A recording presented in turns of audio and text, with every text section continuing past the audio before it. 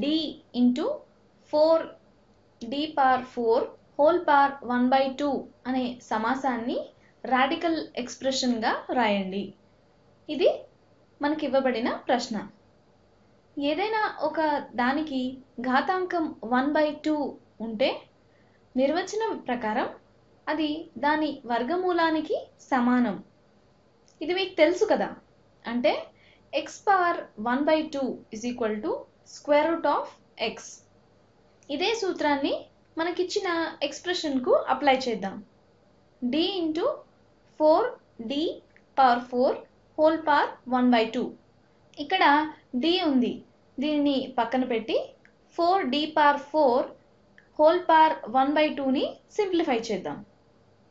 ఇది square root of 4d power 4కి సమానం కాబట్టి ఇక్కడ రాస్తున్నాను.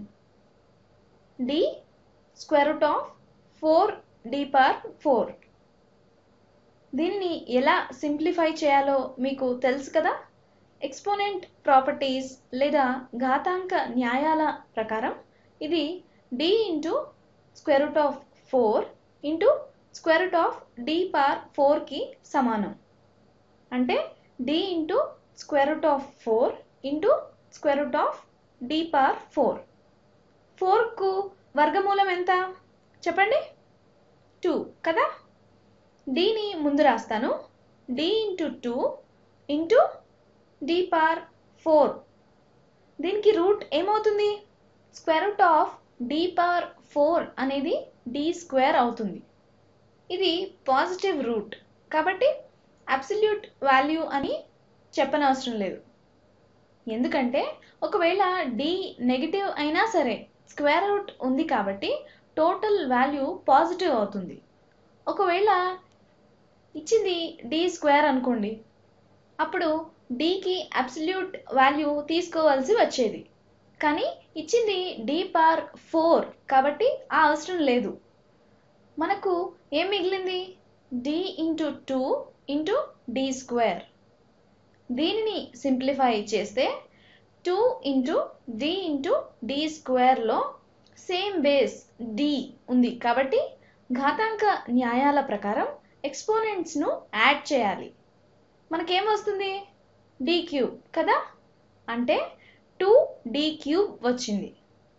దీనిని ఇంకో విధంగా కూడా పొందవచ్చు. అదే ఘాతాంక న్యాయాలను డైరెక్ట్గా ఉపయోగించడం. d into 4d power 4 whole power 1/2 పారాంథసిస్లో ఉన్నదానిని విభజిస్తే మనకు ఇక్కడ లబ్ధ రూపంలో ఉంది కాబట్టి ఘాతాంకాలను రెండింటికి తీసుకోవాలి, తర్వాత రెండింటిని గుణించాలి. దీనినే తిరిగి రాస్తున్నాను. d ఇంటూ 4 పవర్ 1/2 ఇది స్క్వేర్ రూట్ ఆఫ్ 4కు సమానం.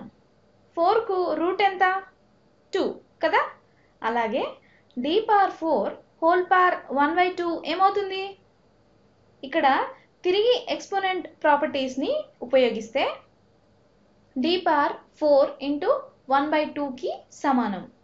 సేమ్ బేస్ ఉండి ఘాతాంకానికి ఘాతాంకం ఉంటే రెండు ఘాతాంకాలను గుణించాలి. వీటిని తర్వాత వీడియోలో నేర్చుకుందాం. 4 ఇంటూ 1/2 ఎంత అవుతుంది? ఇది 2 అవుతుంది. అంటే d into 2 into d square. దీన్ని సింప్లిఫై చేస్తే ఇది 2d క్యూబ్గా వస్తుంది. వచ్చే వీడియోలో మళ్ళీ కలుద్దాం.